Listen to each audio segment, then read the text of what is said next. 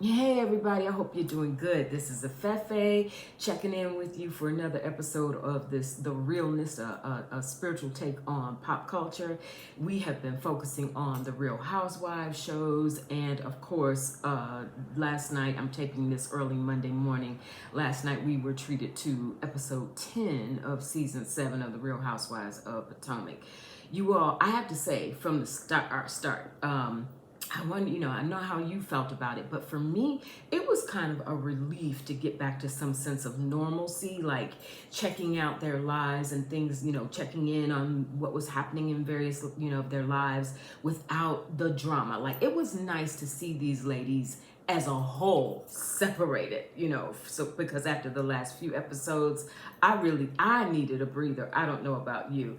What struck me about this episode, you all, I got my notes here in front of me. I called it living in the moments, okay? Because it was a series of encounters between various cast members, and I'm gonna, go through a few of them that stood out to me. Be interested to hear what you thought.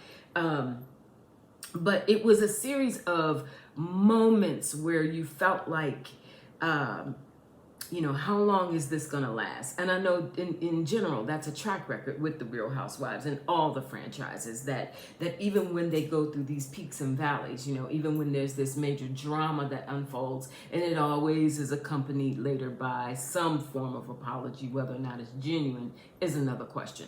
But last night there were some really interesting moments, and I'd be interested to get your feedback as well. I'll tell you what stood out to me. Had to start out with the moment between Robin and Candace in the bar. Now, Robin apparently was really emotional, genuinely emotional about a friend of hers, her hairdresser, I think it is, whose family, whose sister and brother-in-law were killed. And so apparently it must have happened, it was very fresh, it felt very fresh. So I guess it must have happened as they were, during a period of time when they were filming.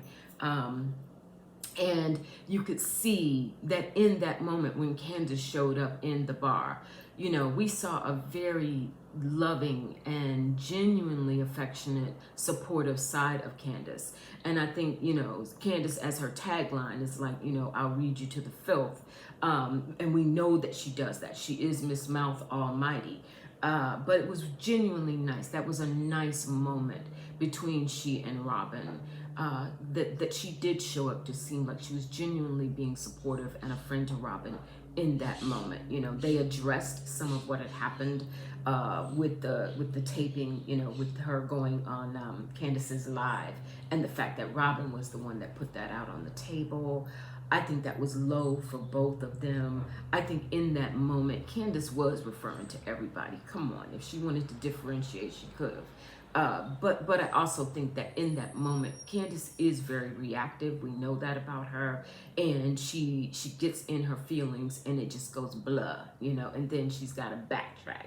The fact that she got busted, by the producers. They showed her that she did in fact make those innuendos about Karen on film, and she had to blame it on being with a demon, referring to Ashley, and the fact that she was, tipsy. But she said it, and I thought it was really big of Karen to openly say, you know what, I'm gonna get past it, because at the end of the day, I'm not gonna feed into it.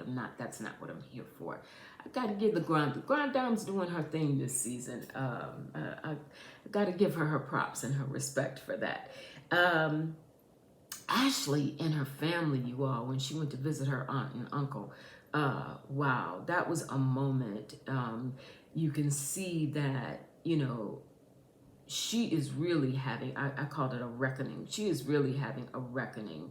And it's kind of sad because you figure that one of the reasons why she stayed with, oh boy, I don't even want to say his name, but she stayed with him as long as she has, with all of the scandals that came out, that played out on prior seasons of the show. I think it's just that she's never really come into her own as a woman. And now she's got 2 kids. And she's realizing, I have done this, I think she played the have a kid with a rich man card twice over as a means to perhaps solidifying what she had with him. But at the end of the day, it didn't turn out that way at all. And now she's, on some level too, though, I think it was like I didn't see the need for a tissue. All right, I never actually saw the tears go down her cheeks. All right, so part of that felt like it was for the camera to me. Part of that felt like it was about garnering sympathy for people. But I do realize that also that in a very real way, Ashley is definitely having a moment of reckoning where what she thought was going to happen with old boy, the fact that indeed it has blown up, and there's no coming back from it at this point. And now she's got to learn how to be a grown-up woman, even as she continues to get on TikTok and do that. But be that as it may, it's going to be really interesting to see how Ashley's story on the show and life in general unfolds as she goes forward. I wouldn't be surprised. She's still young. She's still pretty. I wouldn't be surprised if she, plays the same game and gets back out and tries to see what else she can land. But for sure, the plan that she had with this older, wealthy guy, and that she really thought she could tolerate, having an open relationship, being the freak of the week, doing whatever it took to be with this man and solidify her future financially, didn't work that way, And guess what, y'all? For all women, it doesn't work that way very often, all right? So that's her moment of reckoning. Wendy and Robin at Candace's graduation MBA party. What did you all think of that? I didn't get it. I thought that Wendy, when Wendy said, I want us to get back to being friends, and Robin's like, well, you've been acting weird with me, and contentious toward me for a year now. When were they friends? Like, somebody refresh my memory. I don't recall Wendy and Robin ever really hitting it off. And maybe there was a lot going on when they weren't filming. Maybe there was something there. But I just thought that was different. It seemed, if we had been, as an audience, as fans, if we had seen more of a dynamic between Wendy and Robin, than the fact that they had, they had fallen out and there was this, I want us to get back to where we were, then it would have made more sense. The idea also that as this is happening, you're watching their body language. Wendy's over here on one corner, Robin's sitting over here. There's no closeness, say, in the way that we saw between Robin and Candace at the bar. That's girls, that's girlfriends, where you get in there and you lean in for that hug. And there was nothing. I didn't see any of it. So just wondering what you all thought about that. Candace's MBA party. It was delightful to see real people, who we don't know. This was family, friends, but it was nice to see these women around other women who care for them, and the idea that the people who shouldn't have been at that party, Ashley and Giselle, weren't there. We didn't even miss them. It was okay, because that would have brought some energy and perhaps another shot at some drama that for this episode, I think we were all relieved to just not have it at that level, right? So the party was good. I thought it was kind of cute. Of course, Wendy comes in with her little shade about, 2 degrees. It ain't 4, but it's 2, but I'm here for it. And I think she honestly was. I think of all friendships that we can see and read between the lines on that show, I do think there is something between Candace and Wendy. And I think it goes deeper than just being the brown-skinned girls. I think there is this whole brouhaha that has been, boiling over on social media around colorism on this show, in particular on the Potomac franchise.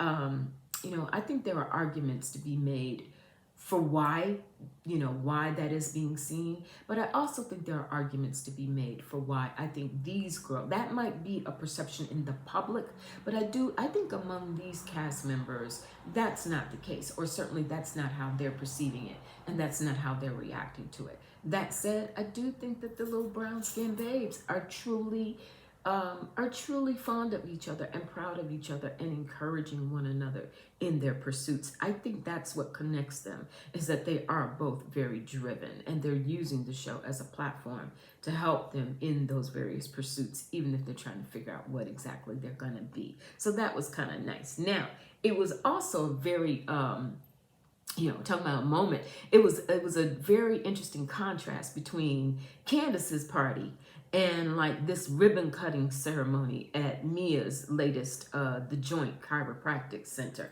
Y'all, first of all, I don't know if the cameras, if production was just doing it deliberately, but like I counted maybe 5 people, like I maybe, it was just very, Karen came. I think Karen was doing her mediator grand dame, always want to support somebody kind of thing. I don't think that there is a genuine synergy between Mia and anybody on that cast, to the extent that there is genuinely an outsider, although, the argument could be made, and Wendy has made this argument for herself, that she feels like an outsider on the cast. I think, but hands down, that would be Miss Mia. She just, there's so many things that conflict around Mia. They showed editing did a little quick clip where when she first came on the show, she tells the ladies, I make $450,000. So that's a salary. On the other hand, and she referred to herself as a regional director of these various chiropractic, the joint centers. On the other hand, there's this hint about she and her husband G being owners, and so there are these big time, wheeling and dealing business people who are opening up these franchises. So I'm a little confused about that, y'all. If somebody got more out of that than I did, please do share. Because I was like, well, wait a minute, are you making a salary and you work, that's your job to promote these businesses and help them thrive, or are these your businesses? I didn't quite get that. So let me know what you think about that. And could not do this without a brief mention of the moment at the Sweet 16 party for Angel and Adore.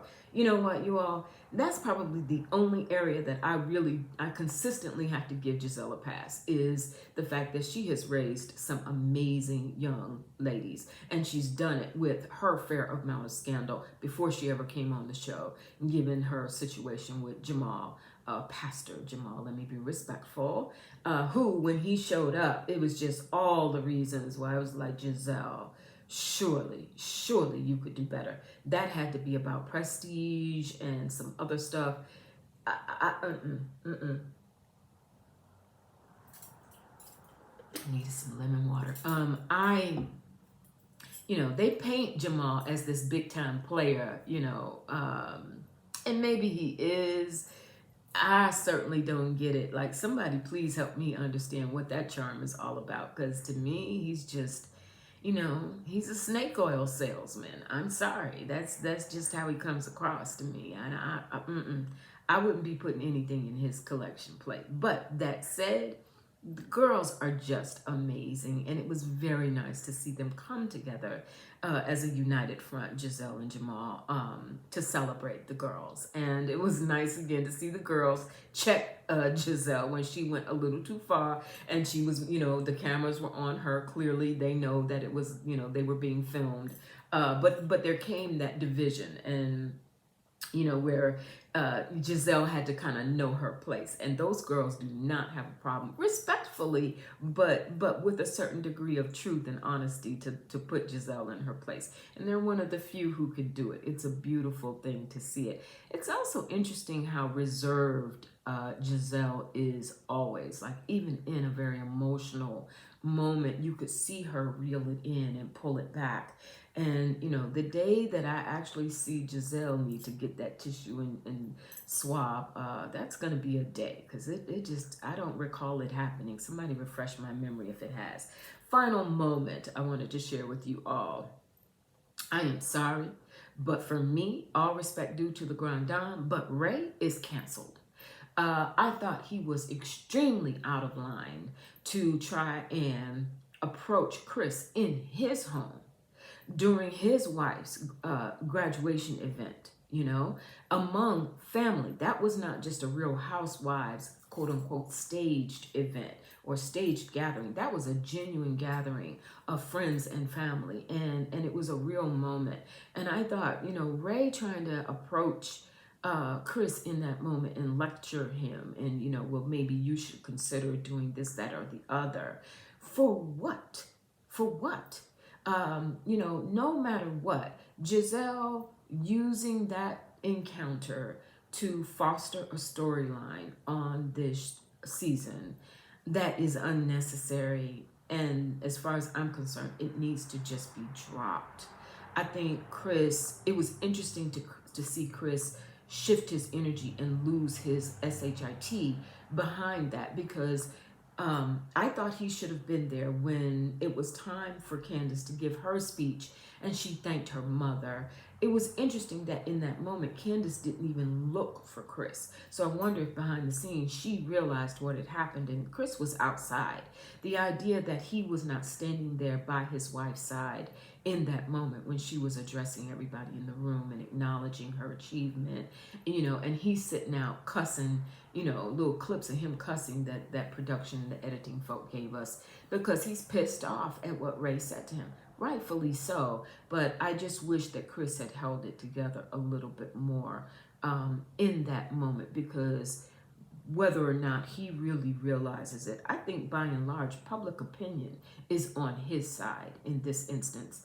And nobody's looking at him as a in a cringy way or as a creep. None of that took hold. Giselle really played her hand on that one, and it did not go her way. So those are my moments, you all. I'm gonna, as I always do and always will, I will pull one card because we're going, we're keeping that spiritual perspective, and I'm gonna ask Spirit what it is, that we were meant to learn, or something that we can take away from episode 10.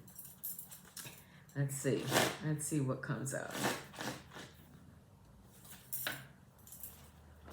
We got Skybridge, a possibility for union.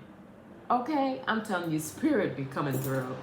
A possibility for union. And that's really what those moments were about, you all. There were a lot of moments where, we don't know how much we can invest in them. We know how these shows go, and Potomac in particular.